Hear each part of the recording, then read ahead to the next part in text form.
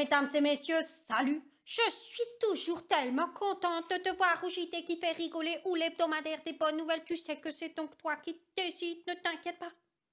Je te parle tout de suite de la première nouvelle qui nous vient tout droit de nos voisins allemands de la ville de Ulm, où ils ont mis en place des capsules pour les SDF pour passer des nuits au chaud pendant qu'il fait froid, comme ça dehors, comme ça ils sont tout protégés, il y a même l'électricité, c'est fantastique, moi je comprends pas pourquoi on n'en met pas partout, hein, franchement c'est vachement bien. En plus tu sais quoi, ils ont même mis des détecteurs de mouvement, c'est-à-dire qu'ils savent lesquels sont occupés et lesquels ne sont pas, et comme ça ils peuvent faire le ménage le lendemain. Mais écoute, c'est génial, c'est génial. Ensuite, je te parle de nos voisins de l'autre côté de l'eau, tu sais, les États-Unis, tu t'en doutais que j'allais t'en parler cette semaine, à cause de l'élection de Joe Biden, qui est quand même en soi plutôt une bonne nouvelle. Mais la meilleure nouvelle de la cérémonie d'investiture de Joe Biden, c'était son collègue sénateur, comment il s'appelle de nouveau, Bernie Sanders. Regarde, je te montre, un journaliste a pris cette photo. Et maintenant, elle est partout sur les réseaux sociaux. Tout le monde la détourne, ils font des photos rigolotes avec Bernie Sanders, c'est fantastique. Et Bernie Sanders, quand on lui a dit, il a dit ça je vais l'utiliser.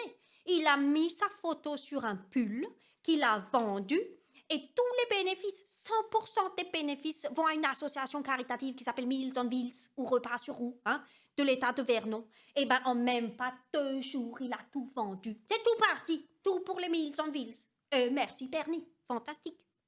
Ensuite, je te parle de Ninja Cookie.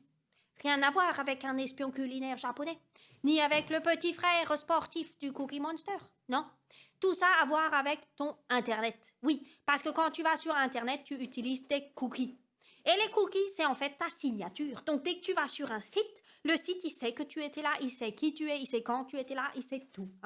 Donc ça, normalement, tu peux les régler. Mais toi, parce que t'as pas le temps, tu mets toujours j'accepte. Tu sais, quand tu vas sur un site et tu mets j'accepte, c'est ça que tu autorises tous les cookies. Et ça, c'est à cause de ça que rien que quand tu penses à une chaussette, 2 minutes plus tard, tu as des pubs de chaussettes sur ton téléphone portable.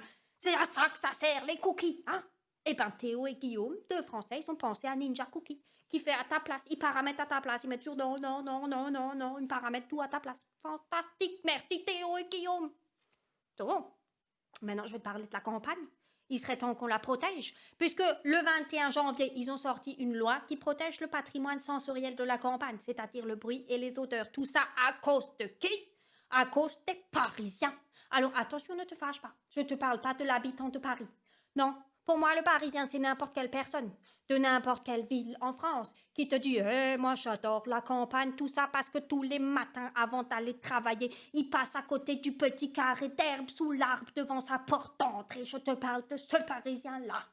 Et lui, quand il décide d'aller s'installer à la campagne et que son voisin, c'est Maurice Lecoq qui vient le réveiller tous les jours à 5 heures, il décide de porter plainte et il a failli gagner. Et oui, tu as peut-être entendu parler de cette histoire.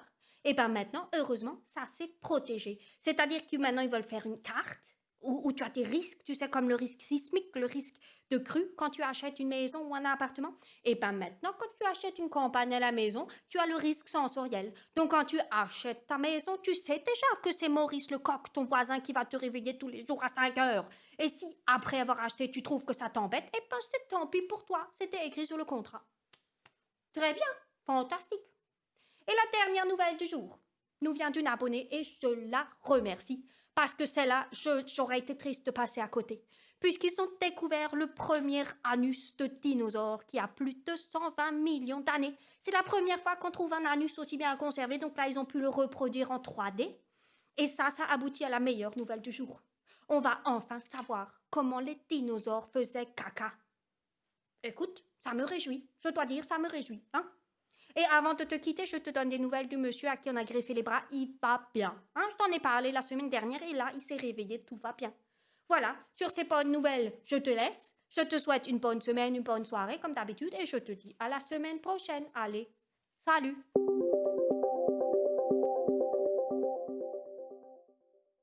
Denver, le dernier dinosaure. C'est mon ami et bien plus encore. Apéro.